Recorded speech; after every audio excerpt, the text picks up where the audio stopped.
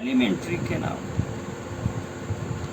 Alimentary canal एक होती है वहाँ पर, और उसके साथ कुछ ग्लैंड्स जुड़े हुए होते हैं। इन ग्लैंड्स में अगर मैं नाम देना चाहूँगा तो आप जानेंगे ग्लैंड्स कहाँ कहाँ हैं।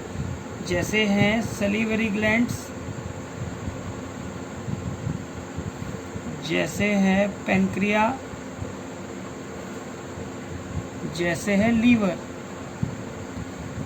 ये सब सीक्रेट करते हैं और इनसे सिक्रेशन से हमें कुछ चीज़ें मिलती हैं। जैसे इससे मिल रहा है सलीवा, और यहाँ पेनक्रियाटिक जूस,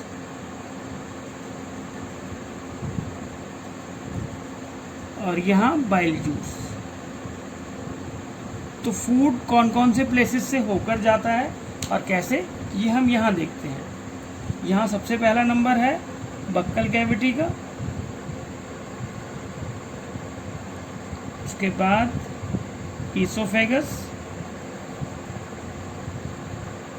और ईसोफेगस के बाद स्टमक,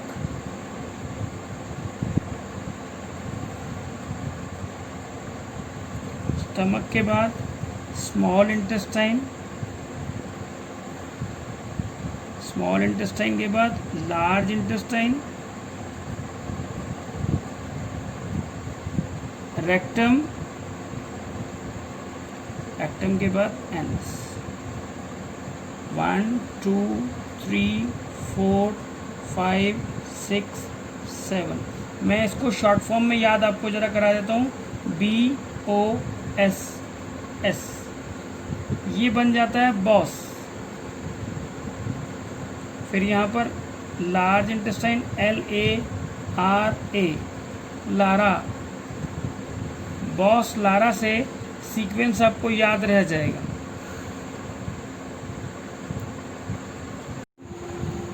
तो बक्कल को मैंने बताया था, इसे हम कहते हैं ऑरल कैविटी, जिसमें टीथ होते हैं 4 टाइप्स के, जिनके अलग अलग काम होते हैं। च्युइंग करना, भोजन को काटना, काट कर उसको बिल्कुल बार बार ग्राइंड करना, और फिर काम आता है टंग का। बोलने का ही काम नहीं है टंग का, बोलने के अलावा भोजन को अंदर धकेलने का, फूड को अंदर बक्कल कैविटी में धकेलने का काम टंग करती है।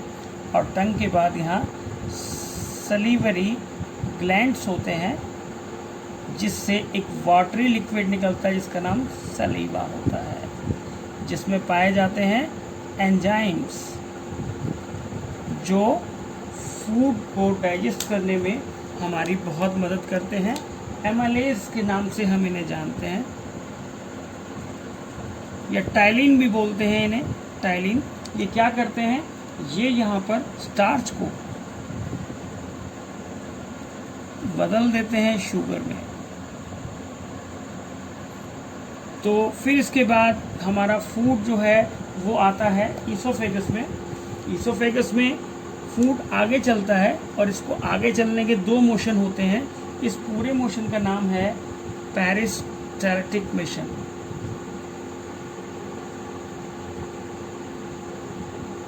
जिसके अंदर कॉन्ट्रैक्शन और रिलैक्सेशन, इससे फूड फिर आगे मूव करता है, आगे जाता है। और इस ईसोफेगस के लास्ट में स्टमक है।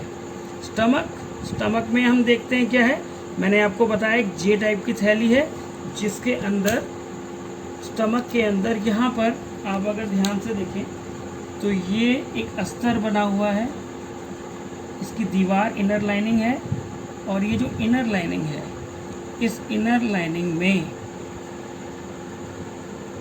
ग्लैंड्स हैं,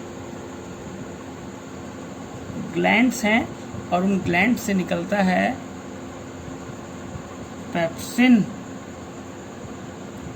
एक्सियल और म्यूकस की बनी हुई ये दीवार है। यानी 3 चीजें वहां आपको दिखाई देती है।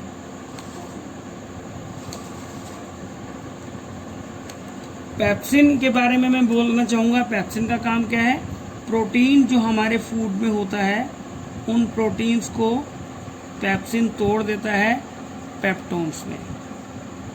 लेकिन ये पेप्सिन के लिए एक एसिडिक मीडियम चाहिए जो HCl देता है। HCl क्या काम करता है?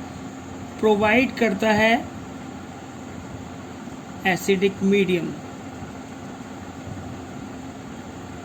और इस एसिड से इनर लाइनिंग की सेफ्टी के लिए वहाँ पर म्यूकस होता है। तो अब आपको सारी बात समझ में आ गई होगी कि हमारे स्टमक के अंदर पेप्सिन नाम का एंजाइम होता है जिसका काम प्रोटीन को तोड़कर पेप्टोन्स बनाना होता है। पेप्सिन की एफिशिएंसी बढ़ाता कौन है? HCl, तेज़ाब है ये। इस तेज़ाब से स्टमक के इनसाइड लाइनिंग को नुकसान ना हो, वहाँ पर एक म्यूकस की प्लास्टर है वहाँ पर अंदर इनर वॉल्स पर। तो इस तरह है हमारा यहाँ पर एक हमारा फूड टूट जाता है और टूट कर वो छोटी आंत में आ जाता है जिसे हम स्मॉल इंटेस्टाइन कहते हैं। इससे पहले यहाँ पर एक एंट्रेंस में लीवर से भी सिक्रेशन मिलता है, पेनक्रियास से भी सिक्रेशन मिलता है। पेनक्रियास से क्या मिलता है? Pancreatic juice. और इन सबको मिलने के बाद फिर कहाँ आ जाते हैं हम? स्मॉल इंटेस्टाइन में। Small intestine is the site of digestion, हमारे पूरे डाइजेशन की साइट है। इसमें कार्बोहाइड्रेट्स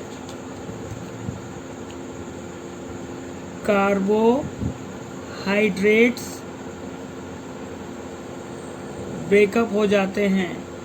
इसमें ब्रेकअप हो जाते हैं। Do you know? कार्बोहाइड्रेट्स जो होते हैं वो टूट जाते हैं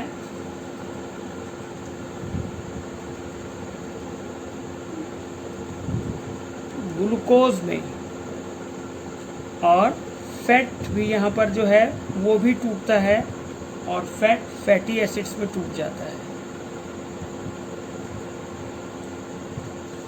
और प्रोटीन्स भी यहाँ पर टूटते हैं। जो प्रोटीन्स वहाँ नहीं टूट पाते हैं वो यहाँ पर टूटते हैं, और यहाँ पर टूटने के बाद उनका क्या बनता है?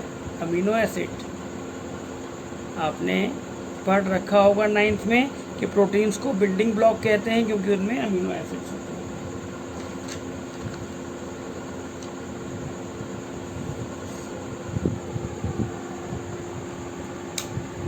ठीक है।